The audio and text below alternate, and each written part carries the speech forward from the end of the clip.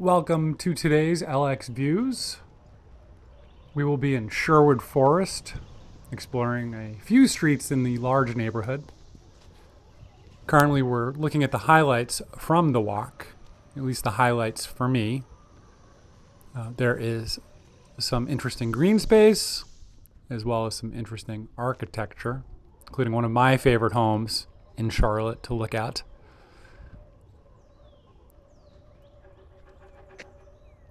As well as some green space and footage of a site commonly seen in the Queen City, a home being demolished to be replaced with something newer. So we're starting our walk along Sardis, I believe, or maybe it's Sharon Amity. So in the 1950s, this was outside of Charlotte. This was in the Sharon Township, and the busy road that we just came off of went from Sharon to a town called Crab Orchard, but there was a Amity Church was there. So a lot of the roads, sort of the north side of Charlotte, on the east side of now Charlotte, on the north side of the old Sharon, are called Amity, because if they went to that village. But here we can see what's being done on these large lots in Sherwood Forest. It's new houses, spacious. But Sherwood Forest is interesting to me. So Sherwood Forest is along one of the bike routes out to what was 10 years ago one of the few long greenways, the McAlpine Creek Greenway. So I would frequently find myself commuting through this neighborhood to get to the greenway if I wanted to take a protected ride through the countryside. And by the time I made it to Sherwood Forest, it kind of felt like I was in the suburbs. Traffic was always light, and the hills made it a very pleasant place to ride, to coast down the fast hills and then also to climb the large hills. And for me, this neighborhood was just sort of stereotypical for the architecture that existed within this part of Charlotte, and this just outside of the 10-kilometer beltway, the 10,000 meter beltway, where a lot of the homes were constructed in the 1950s. I did a little research on the homes in this neighborhood, and it looks like a lot of them were built in 1955 and 1956. So they're about 70 years old, and they are, though, wonderful examples of mid-century modern architecture to me, ranch architecture anyway. I don't call them mid-century modern, but ranch architecture. They are sort of at the end of their expected lives. I don't think these homes were really made to, sadly, stand for centuries. And where they're located now is, again, about 10K outside of a top 20 city, central business district. And then additionally, if you go down that Sharon Amity Road, it connects to a development called South Park, which you may have heard me mention on other walks. And that's also a large commercial district. It's very much a car-centric neighborhood. I got here in a car. I took a car here, but I do commute through this neighborhood. Look at that ranch. That's pretty with all the glass. I do commute through this neighborhood on an electric bicycle to go to camp to pick up my children. And I always enjoy it. It's shaded. So you'll notice where there aren't lawns, the tree cover is pretty mature. As we get further into the neighborhood, you'll notice that as well. And it's just a nice place. It's very peaceful, I have found. But the lots are very large, and it's being redeveloped, for better or for worse. But let's just enjoy what we're looking at now, which is some great examples of well-maintained, well-kept. This neighborhood never slumbered. I think it was always sort of more an upper middle class neighborhood, or certainly a middle class neighborhood. So it was a proud neighborhood. It wasn't just a proud neighborhood; it was a maintained neighborhood, and you can see that in the yards, in the homes. There's very little decay and discoloration on the brickwork. The roofs are all well maintained. The gardens, though less elaborate, are well kept. You can see the sidewalks, or not the sidewalks, but the pathways to the home, the front doors are clean. They don't show any of the typical discoloration that you get in some of the other neighborhoods where the oak and the tannins from the trees cause discoloration. And what I love about Sherwood Forest is this section here. It's not a park, but one of the things that Charlotte does is it keeps some of the low-lying areas clean, because in torrential storms they can flood out. We'll pass a sign that says road subject to flooding. So they're just poor lots for building homes that don't have the necessary precautions required to exist within particular zones that during heavy rainfall can flood. And there we see in front of this empty land that's owned by the city, sort of a mid-century. I decided to go explore this lot. Typically I'm on a bicycle, so I just whiz past it. This is the bottom of the hill, or it's going down the hill, and I'm moving pretty quickly, so I never really get to appreciate what's here. Now, when I first moved to Charlotte, they had a sign that said reforesting the floodplain. But it was still largely open meadow that they mowed. And here we can see some of the produce of that effort. I thought it was an interesting orchard design. You see the 2x2 trees, and I decided to walk through it.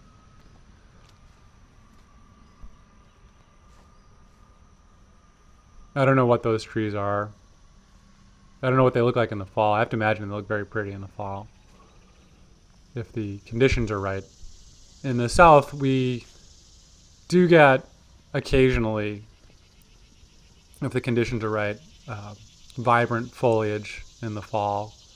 It's less predictable than in the north, in New England specifically, and parts of New York, where the maples and the oaks really put on a kaleidoscopic display of vibrant colors.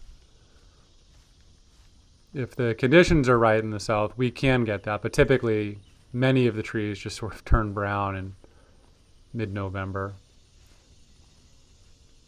But some years it's really pleasant. I think last year was a year where we had the conditions that led to lots of yellows, fewer reds and oranges, but that's neither here nor there. Here we are in the springtime looking at magnolia, which is evergreen.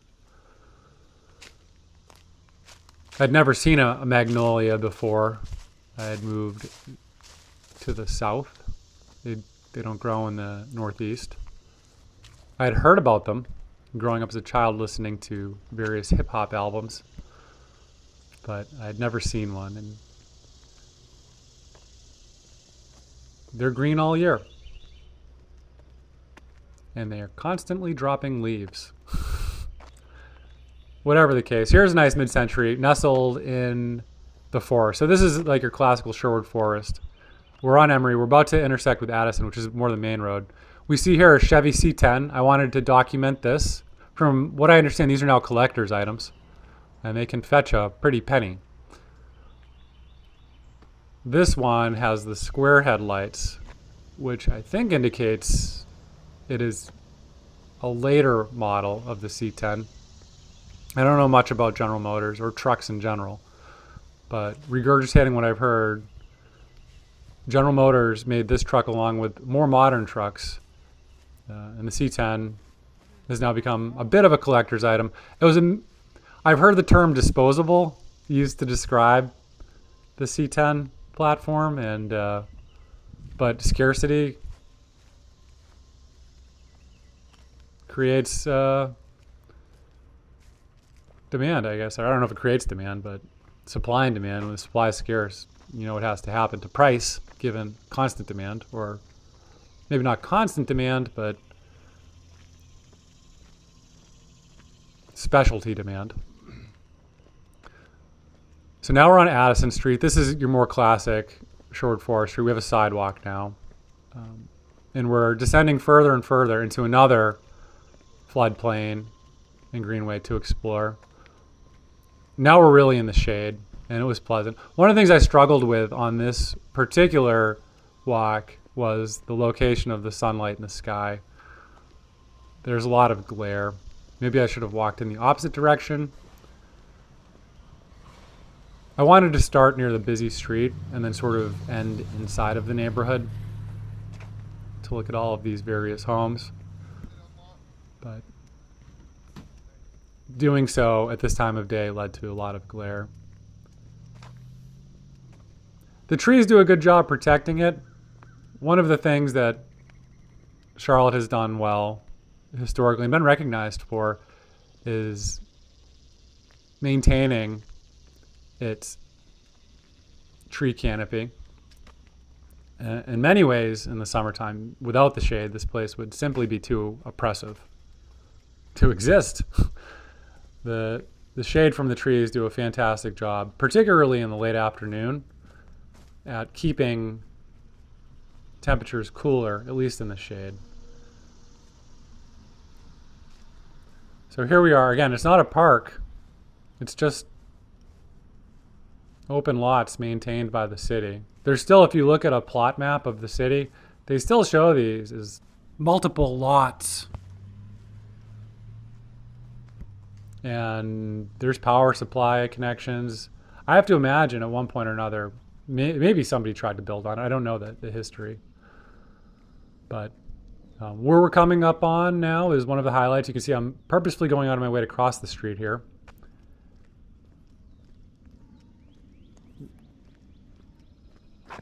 This is one of the homes that always caught my fancy within Charlotte. At one point they had Adirondack chairs out in front. They seem to be missing now, but this is your classic mid-century. And I just love the tone it sets for the neighborhood. Even if you were building contemporary homes, this would still fit. And the contemporary homes would fit with this home. Flat roof, lots of glass, huge lot, inset and integrated with nature, a refuge and a retreat from the hectic city and the traffic that exists only 500 meters away.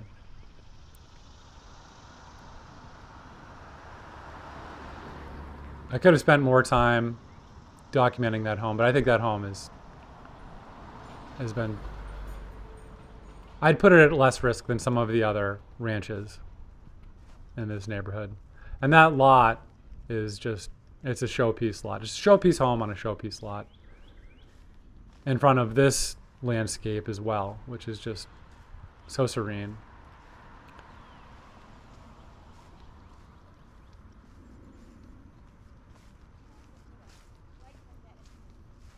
I did see more people out walking than I expected. I don't know the makeup of the neighborhood or where most of the folks that reside in Sherwood Forest are in terms of their stage of life, but I did see several folks walking, other folks maintaining their yards and keeping themselves occupied.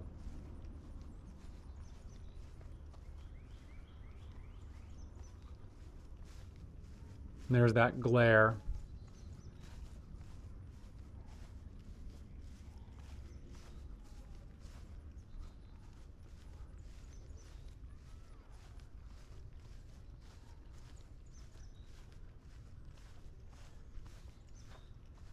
There are some new trees planted on the right. I think that's part of that floodplain reforestation.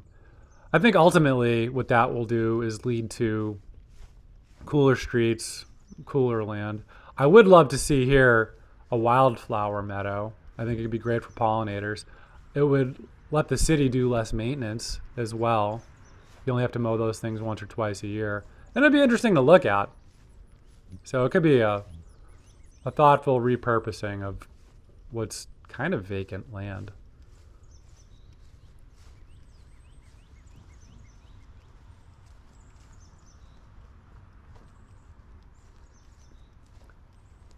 And now we're about to go over McMullen Creek. McMullen Creek is it leads to, so if you watch the 4 Mile Creek Greenway footage, McMullen Creek leads to there. And I'm not sure we crossed over it, but when I ride my bike to the south, sometimes I cut through there. I'll ride down the Sugar Creek Greenway, cut through the Carolina Pavilion Mall, and then I'll pick up a spur that leads to that, and it goes parallel to McMullen for a while. This McMullen goes through a neighborhood that I'll probably try to document called Mountain Brook. Mountain Brook's another one of those mid-century neighborhoods that was even more fastidiously maintained, more central to the old Sharon Township and closer to South Park.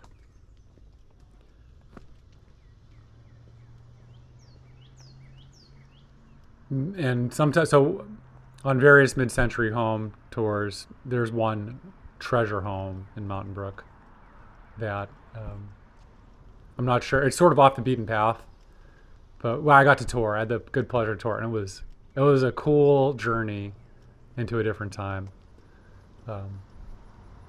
But that's neither here nor there. Here we are in Sherwood Forest. We're on Robin Hood Lane, or Robin Hood Road. I don't know. I displayed it earlier. We're looking at an addition that was done to a ranch that I hadn't seen before. I'm trying to deal with the glare here. I thought that was a tasteful way to add on to a ranch. The parcel itself is a showpiece parcel, but I can see what they're trying to do with some privacy hedging. I have to imagine with the traffic speeds and the headlights at night, it could be a little invasive. So maybe they're trying to keep the lights and the glare, particularly in the winter months, down with that privacy hedging, which I think is evergreen.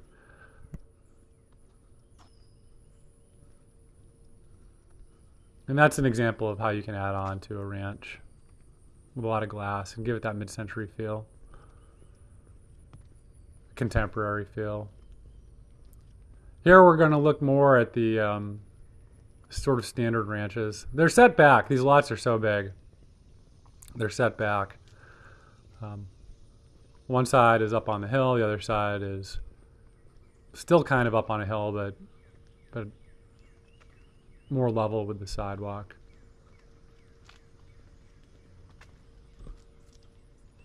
I love that chimney there. That's a fantastic chimney. Large carport. You probably get 8 cars in that driveway if you wanted to.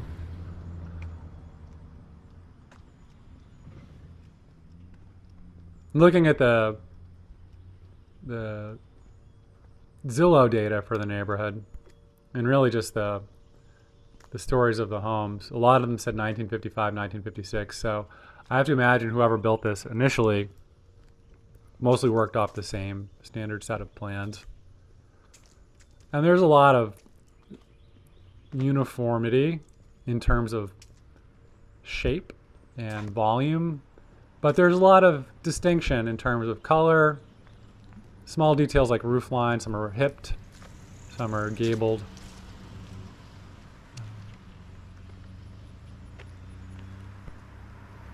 But this, I have to imagine, was a very large development when it was first installed 70 years or so years ago. One of the things that happens now in Charlotte and other neighborhoods is these ranch neighborhoods are replaced with a variety of architecture my spouse and I describe as McTudor. And it's the same phenomenon as what happened in the 50s, where there's a group of builders, they get really excellent at building what they build. And currently, what seems to me to sell, or at least what they're selling to us, I don't know if it's a chicken or the egg problem, are these 2-story homes with multiple gabled front ends, large roof lines, sort of postmodern. I wouldn't call it contemporary. I'd call it postmodern. It's still postmodern. They build them big.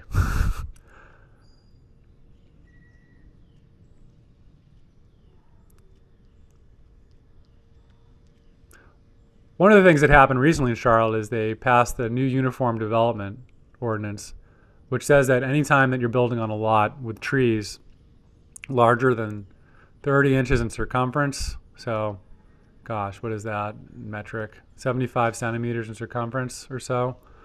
You have to preserve it, or take efforts to preserve it. You need a permit to cut them down. So I have to imagine that's a consideration for any sort of home builder looking at lots like these. That ranch that we just went, that had been sort of reimagined for the 21st century, I thought was super nice with the dark coloration, but also the wood paneling. It was a nice mixture of the organic and the inorganic. And I have to imagine those large trees were a consideration in the preservation or rehabilitation of that home. But the glass on the front I thought was really cool. You can go a lot of ways with glass and windows. There's another neighborhood I'll try to document. It's on the other side of this neighborhood, on the other side of Sardis Road, called Lansdowne. It's another mid-century neighborhood that I think it's more likely to be preserved. So Sherwood Forest, I think, was kind of like the Sherwood Forest, Stonehaven, Lansdowne. I'll even throw Monbrook in there, even though it's on the other side of town, or the other side of Providence. All of these neighborhoods are I don't know if they're in the Myers Park. I think this is in the Myers Park School District, which is, there's a neighborhood across the street, across that busy road, Sharon Amity, called Cotswold. So here we're looking at a split. I love a split level if they're done right. I love the pavilion room on the side. And then I love how that you can have bedrooms for the kids on one level and then like a large master suite on. I think, in my opinion, it doesn't get any better than a split level that has a level backyard, but a good view from the main pavilion room. I do love the convenience. So I live much closer to town than this. I do love the convenience of living much closer to town. There's trade-offs that I make in not having as large of a backyard or as interesting of a forest view. Being Charlotte, I still have a decent view of trees, but in the fall time, I can't just look out my picture window and contemplate the changing colors like all of these folks can do. And in other homes in North Carolina, I've been able. There's the cycle route number 9, and other neighborhoods I've been able to do as well. But it's special to be able to do that, and this neighborhood is able. It's special in various parts of the world and common in others. In North Carolina, it's common to be able to just sit in your sitting room, your living room, your media room, whatever you want to call it, and look out your picture window at your yard and various times of the year, either see incredibly vibrant blossoming landscaping or your fall colors if the year's right, and contemplate nature. And that's a real value add for me. But as we go up the hill, we see we're about to re-intersect with Addison, or maybe we're staying on Robin Hood. I don't quite know.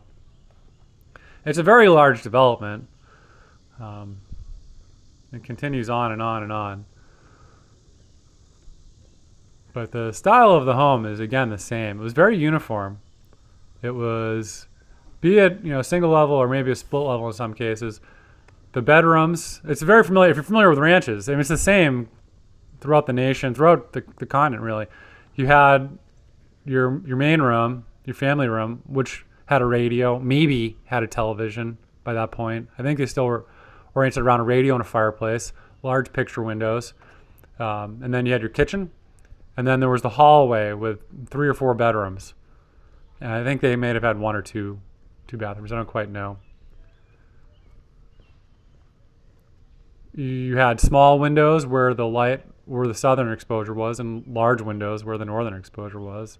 Very simple. But they sit on these large lots. And now the landscaping is so mature. They're fabulous. They're really fabulous homes. I would love, in a perfect world, if the developers came in and rather than building, and I understand why they build what they're good at, and financiers would say, hey, across the street in Cotswold, what sold was this 5,000 square foot, 500 square meter postmodern. But it would be nice, to me personally, if there was a nod, at the very least, to the optimism of the 50s, where there was going to be this amazing abundance. An abundance that I think we could all agree came to fruition, but mismatched the optimism of an era that we're experiencing radical technological change, and everyone was going to benefit from it. We'd come out of the Depression, we'd come out of the troubles of the mid-century, and we were questioning all of the decisions that led to those bad outcomes, and we weren't fetishizing a past that really didn't exist and trying to recreate something that worked for some. Coming out of the Depression and the horrors of the mid-century, many lessons were learned. And in an architectural term, I think the lessons were to focus on easy to maintain, easy to build, could be done at scale so that everyone could participate, that was willing to participate. And to me, that's what contemporary architecture, and specifically modern architecture, represent, right? Which is this saying that the old ways of the early 20th century and the late 19th century failed us. They led to the Depression. They led to the horror. And people wanted to forget it. They wanted to focus on the new ways, which had the outcomes of the great benefits, the invention of leaps and bounds in communication technology and computing technology and new ways of harnessing energy. And to me, that's what mid-century and modern architecture represent. And here you can see, so here's an addition. Here's what happens when you inject postmodern architecture onto modern architecture. That's what it looks like. And then, here's your more classic. It's a hipped roof, modern, but that said, if you're a builder and you're just looking to take his little, I can understand why you're just doing what was done elsewhere in town. And Cotswold was also developed around the same time with the same architecture, and that story of the ranch. There are some showpiece ranches in mid-centuries in Cotswold to this day. They're hidden, and they are showpieces. I mean, they're treasures. But on full display are these large homes, brick, large windows, large staircases, impressive showpieces. Something to be very proud of. And the great thing is, there's choice for everybody. So, but here we see there's a custom builder here, it looks like. I don't know. They're actively demolishing a mid-century ranch on a lot that just looks like it goes all the way to the state line. So, more power to you, buddy. I hope what you build makes you very proud, and you deserve it. So good for you. I like that they're taking efforts to maintain the landscape, and my little guy is going to love to watch the excavator here demolishing the home. So I lived in a neighborhood where there was a lot of demolition going on. I had to show the people how to strip down a house. They didn't know how to use a Sawzall. They didn't know how to pull out the wiring. If you know what to do in terms of home demolition, you're looking to pick up some scavenging opportunity, bring your Sawzall. There's windows. I have to imagine there's wiring. I think these houses still have the cast iron drain stacks. Flooring, hardwood flooring's typically ignored. What can I say? I'll cut your house up. I think it was just the way I was raised, I hate throwing stuff out. Anyway, that's it. Catch you later. Bye.